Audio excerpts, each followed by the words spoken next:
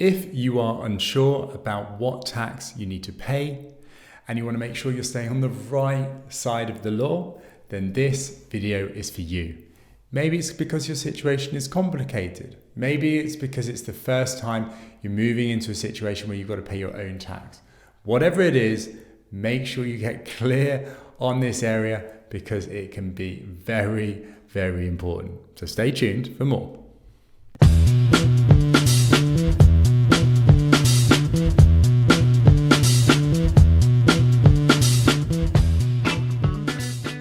Hi guys, my name is James Corsia and welcome to the Money Paradox podcast, where we're all about helping you become financially free so that you can focus on what you really want from life.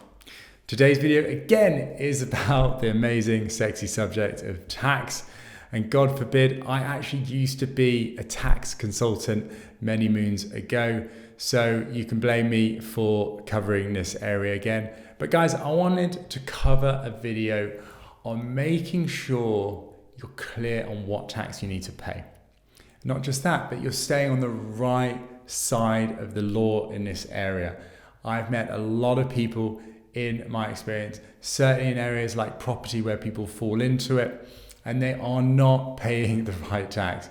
And guys, that's a very dangerous place to go because if you get caught with that, you can have fines, penalties. It can really cause big issues for you in the future.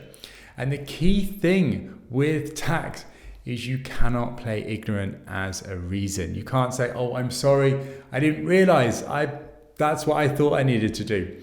That doesn't work, unfortunately, in a court of law. You cannot say, I didn't know the rules, so sorry, I won't make that mistake again. You will still be liable for the consequences, okay? So guys, don't underestimate this subject. And also don't underestimate how complicated tax can get. Back in the day when I used to do this stuff, we used to have books, taller than me, massive books, really small, writing on Bible paper. It was crazy and it's hard work to go through. So I'm going to give you some key tips here in this video. But the thing is, you definitely want to speak to a specialist, a tax accountant, or at the very least your main accountant who will understand the tax side of things as part of what they're doing.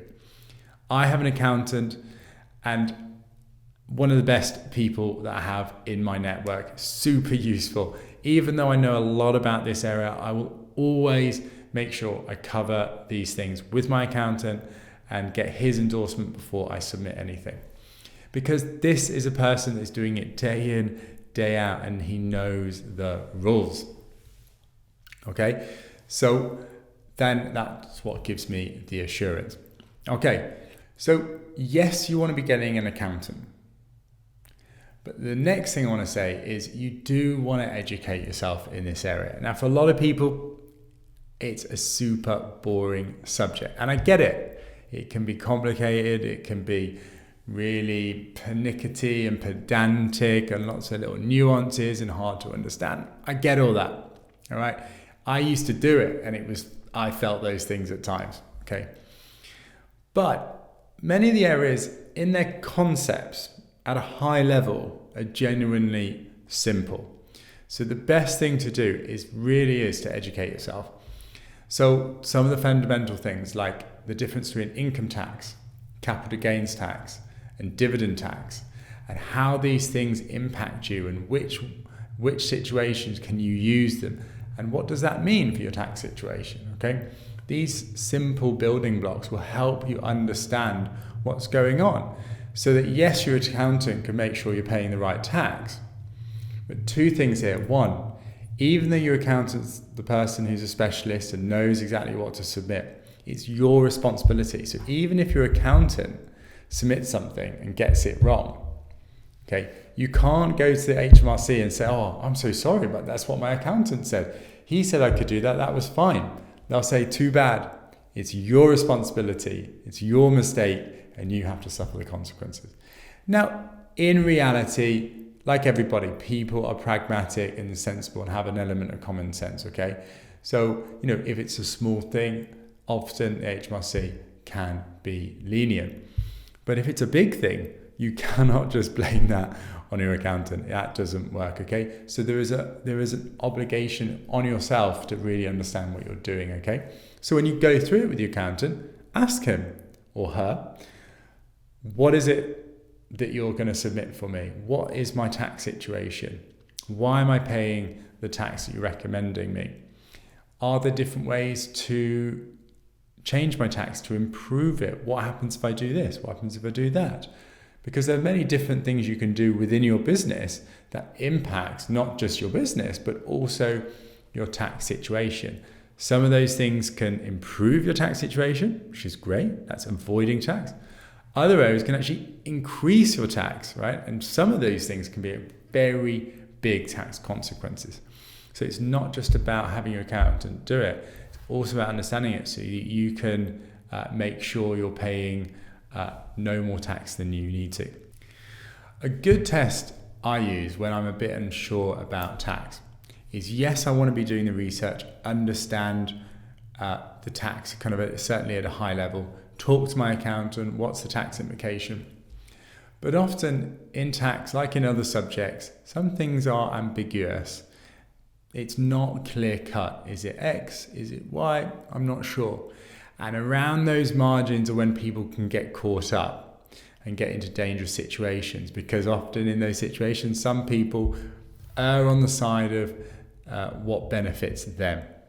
Okay? And then that puts you at risk, because if that's not allowed, then you can be caught out. A good kind of common sense test to do is, imagine you're at a table, and on the other side of the table, you've got a tax inspector, okay? And the tax inspector says, right, why did you do this? Talk me through what you submitted and why you submitted that. If you can genuinely give a good common sense answer that sounds fair, sounds reasonable, may not be 100% correct because you can never get everything perfect. But if you can do that, and genuinely a reasonable tax inspector would read that and go, that's fair enough, that makes sense, I understand why you did that.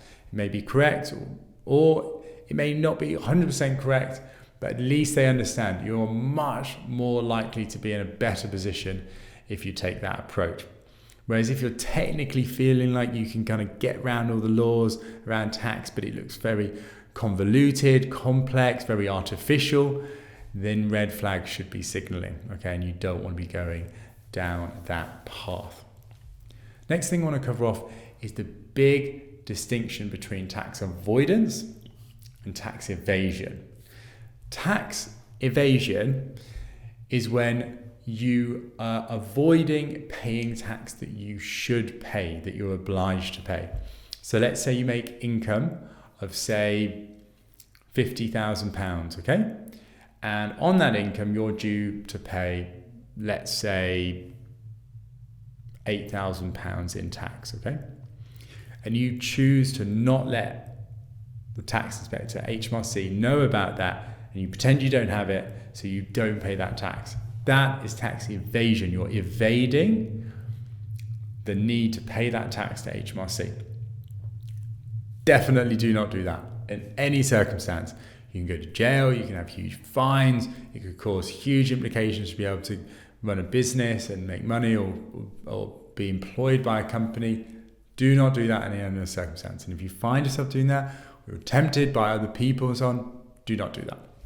Tax avoidance is where you have different options. You could do path A or path B. You could buy something through one structure or another, right? One option can cause you to pay £10,000 in tax. Another option can cause you to pay £20,000 of tax. Both options are you going down a path and there would be a tax consequence from that. Now, if you pick option A, where you pay £10,000 rather than £20,000, you selecting that option is you avoiding paying the £20,000 in tax. So you're reducing your tax obligation by £10,000 by picking an alternative approach. That is something that is absolutely your right to do, and you can do, and I would encourage you to do it. If you start to understand the subject better, you'll start to understand all the different ways in which you can invest, that you can handle your business, manage your situation to be able to reduce your taxes. Okay, so it's an area not to just make sure you're kind of following the rules and not getting caught out, but it's also an area that as you start to do well in it, that it can actually become an advantage. For many people see tax as a liability. It's something that they have to pay money for and it's really annoying, right? And they don't want to do it often, right? But if you reframe it and you go from thinking it's this annoying thing we have to pay money to think, well, actually, when I start to understand it and I get knowledgeable in this area and my business starts to do well and I start to understand my business better and I can understand all the different ways in which I can manage my business, I can then construct my situation to reduce my tax, avoid tax, and be in a better situation. Make sense? Okay. So let me give you some examples. I'll give you 3 examples to make the point. The first one is recently, in the last few years, investing in property, there were some new tax rules that came in. Okay, so for example, now when you have a buy-to-let property, okay, you get the rental income, great. Now historically, many years ago, you could deduct the full interest payment against your rent and it would be the difference that you would pay tax on.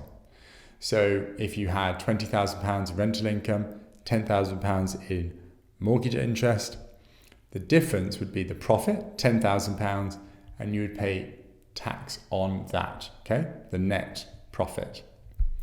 The trouble is, recently, if you own a company in your own right, then that is not always the case. If you're a high rate taxpayer, for example, you are limited to how much you can deduct mortgage interest from your rental income from a tax perspective.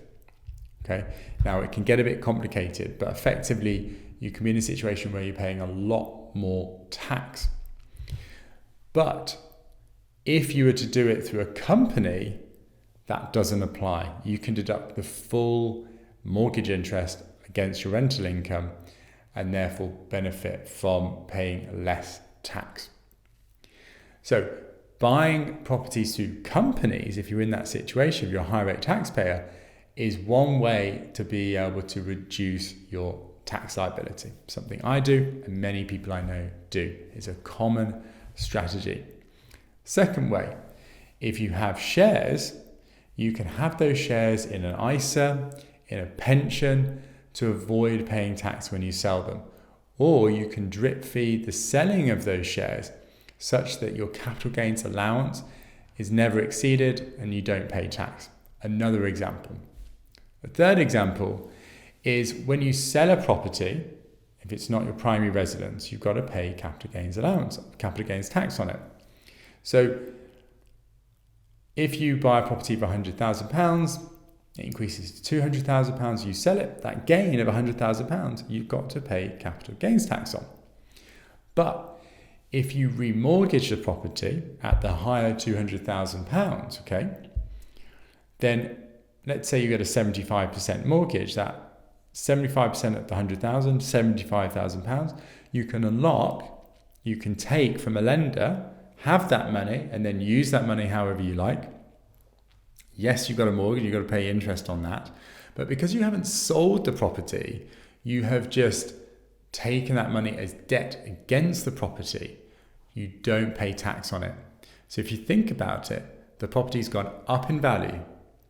You have benefited from that by taking money out against that property. So you now have more money to use, but you've paid no tax on that money. It's a huge benefit of property. 3 examples where different ways in dealing with a situation can result in less tax. So hopefully that's starting to kind of get your cogs whirring in terms of how you can start to understand tax better, to make sure you're doing the right thing and you're staying on the right side of tax, but also be able to use this area actually to your advantage, not just seeing it as a liability. Finally, I'll give you a funny little example that I recently came in. I was talking to somebody who was doing property on the side. He was an employee. And he had a couple of properties, accidental landlord, just got into it, and he was making some money from it. We were talking about tax, and it came up that he wasn't paying any tax on the income from those properties. I said, what are you doing? Why are you in that situation?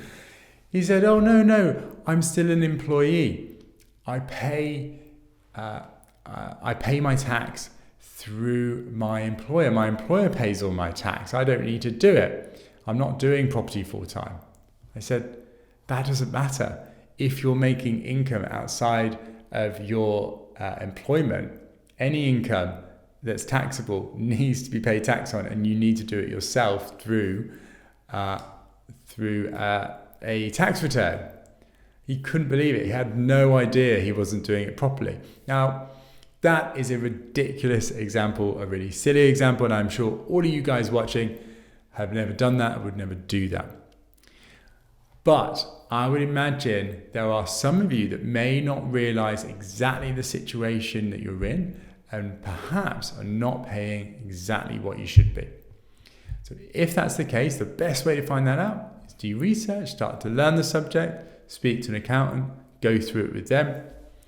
And then finally, hopefully you can start to take this area from a liability to an advantage for yourself. Guys, I hope you enjoyed the video. I'll see you next week with another round of content. Until then, I'll see you soon. Bye-bye.